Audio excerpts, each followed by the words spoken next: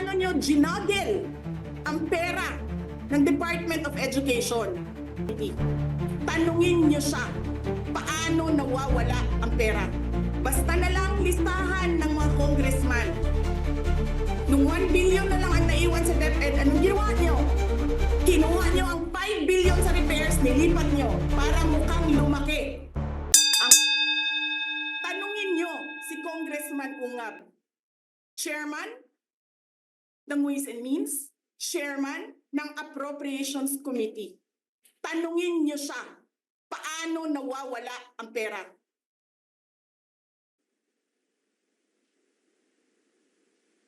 Paano nyo ginagel ang pera ng Department of Education?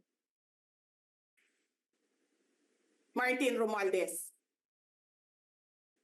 Inattach nyo ang projects na hindi man lang dumaan sa paaralan, sa SDS, sa region, even sa central office. Basta na lang listahan ng mga congressman. 19 billion. Tapos, nung 1 billion na lang ang naiwan sa DepEd, anong ginawa nyo? Kinuha nyo ang 5 billion sa repairs, nilipat nyo para mukhang lumaki ang pera.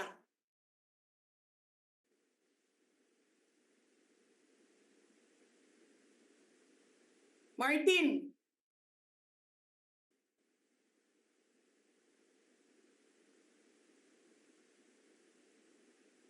nangangampanya tayo. Nakasakay tayo sa eroplano.